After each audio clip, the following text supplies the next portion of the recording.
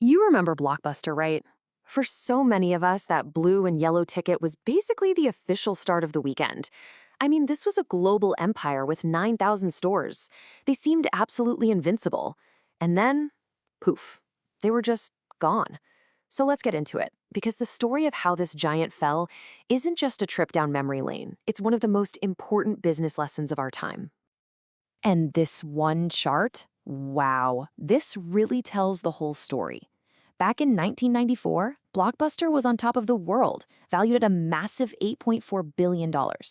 At that time, Netflix, they were just this tiny little startup nobody had heard of. But fast forward to 2020, and the entire script had been flipped. Blockbuster was bankrupt, and Netflix had become a $200 billion giant. So the big question is, how? How on earth does a market leader with every single advantage just get completely wiped off the map? You know, we always hear it was about the late fees or that they just missed the boat on the internet.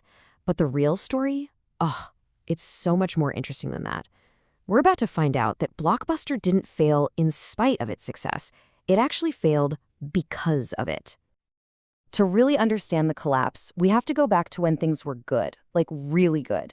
In the 1990s, Blockbuster wasn't just a company. It was a perfectly calibrated machine, engineered flawlessly for the world it was living in. It all boils down to this one key idea from the business world: organizational congruence. Now, that might sound a little academic, but the idea is actually super simple. It's just when every single part of your company, your game plan, your people, your rules, is in perfect harmony with the world outside. And when you get that right, you've got a recipe for some serious growth.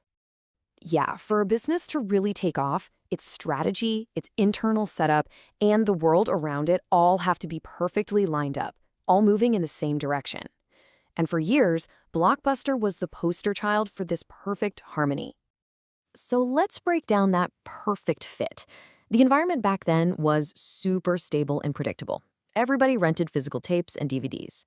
Blockbuster's strategy was all about maximum efficiency, using its huge size and, yeah, those infamous late fees to rake in the profits.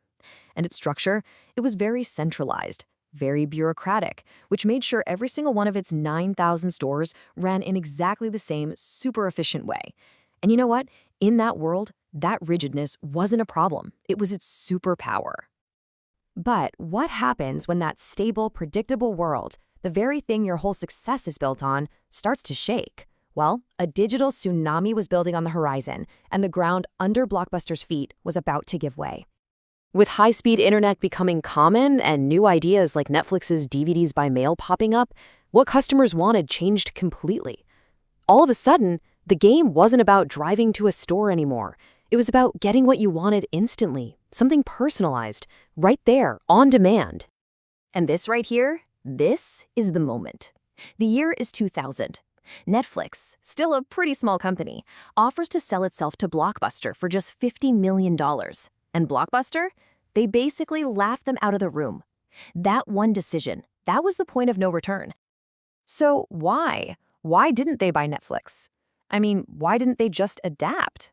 Well, the really shocking answer is that their perfectly tuned structure, the very thing that made them a powerhouse, had turned into a cage. They were trapped by their own success. And here's the absolute heart of the problem. Blockbuster was what you'd call a mechanistic organization. Think of it like a rigid machine with a strict, top-down chain of command. But this new digital world, it needed an organic model, something more like a living network, flexible, decentralized, built for ideas to flow freely. Blockbuster was a machine trying to compete in a world that now required an organism. The world suddenly needed a living thing that could learn and adapt and evolve on the fly. But Blockbuster, it was a machine, a beautifully engineered machine for sure, but still a machine designed to do one thing and one thing only: run physical video stores. It just couldn't change its programming. Its whole strategy was stuck defending late fees, because that's where the money came from. Its centralized command meant that a store manager in Ohio couldn't try out some new idea. The whole system from top to bottom was designed for perfect execution, which means it punished the very risk-taking and experimentation it desperately needed to survive. Okay, so what is the final lesson in all of this? It's a simple, powerful idea that is, I think, more relevant today than it has ever been. This one image just nails it. Over on the left, you see the peak. That's the congruent model. In a stable world, their efficient structure and their clear strategy were all perfectly in sync. Awesome. But then look at the right. That's the fall. The world became dynamic and digital, but Blockbuster's structure and strategy stayed frozen in the past, creating this fatal misalignment. And that's the bottom line. Blockbuster's structure wasn't bad. In fact, it was brilliant for its time. The company didn't fail because it was bureaucratic. It failed because it stayed bureaucratic when the world suddenly started rewarding flexibility and speed. The collapse was staggering. I mean, it was almost total. After once having 9,000 stores all over the planet, by 2014, there was only one corporate-owned Blockbuster left. One. And that leaves us with a really critical question to think about. See, the story of Blockbuster isn't just about the past. It's a warning for the present. Which of today's dominant, seemingly untouchable giants are busy perfecting a machine for a world that is, right this very second, quietly about to disappear?